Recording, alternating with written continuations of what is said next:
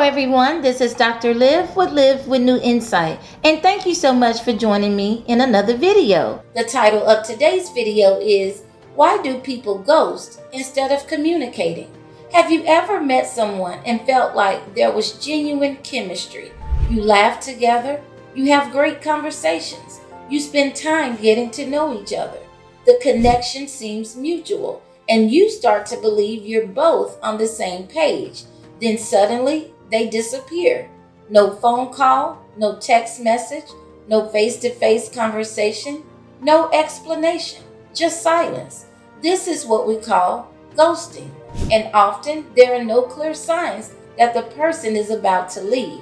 One day, they're engaging with you, and the next day, they're gone. Ghosting may leave people feeling confused, angry, rejected, abandoned, disrespected, and disappointed.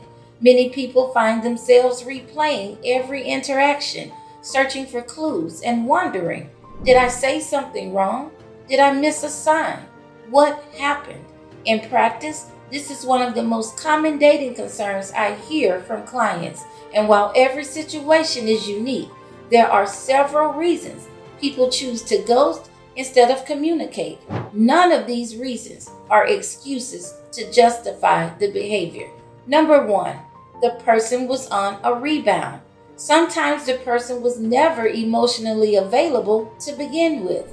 They may still have been communicating with an ex-partner on a break or separation, or trying to recover from a recent breakup. During periods of no contact with an ex, they may seek temporary companionship to avoid boredom, loneliness, or emotional discomfort. In these situations, the relationship may have served as a distraction rather than a genuine attempt to build a true connection. Number two, they lost interest. Sometimes something changed for the person, and it's important to understand that losing interest doesn't automatically mean you did something wrong. People can lose interest for reasons that have very little to do with you. Sometimes it's timing. Sometimes it's chemistry. Sometimes it's personal preferences or differences in lifestyle, values, or relationship goals. And rather than having an uncomfortable conversation, the person chooses avoidance. They may have convinced themselves that disappearing would be easier than explaining their feelings. Unfortunately, while their intention may be to avoid discomfort, the lack of communication often creates more confusion and emotional distress for the other person. Instead of receiving clarity, the person who was ghosted is left wondering what happened. They may spend days, weeks, or even months replaying conversations, analyzing text messages, and searching for answers that may never come. Number three, they didn't believe they owed an explanation. Some people view communication differently. Because there was no official title, commitment, or formal relationship, the person may believe they don't owe the other person a conversation. Some think because they've only known the person for a short period of time that they don't owe an explanation. And this does not make it respectful or considerate, but it does show how some individuals rationalize their behavior. Number four, the person was only interested in a hookup or certain benefits. Unfortunately, not everyone enters dating with the same intentions. Some people are seeking physical intimacy, attention, validation, companionship, or other benefits without any desire for a long-term connection. Once they've gotten what they wanted, they move on without explanation. Number five, the person wasn't ready for a relationship. For some people, ghosting stems from fear.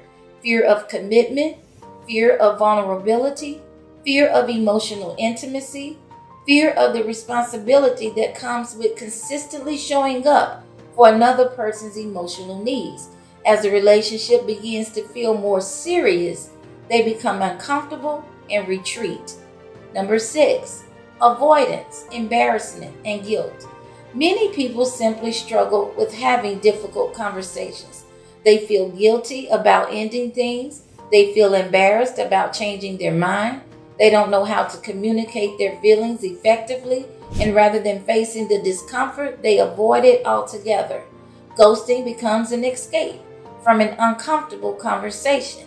The person may not know how to have a difficult conversation in a respectful way, and some people struggle with people-pleasing tendencies and avoiding disappointing others, even when being honest would be the right choice.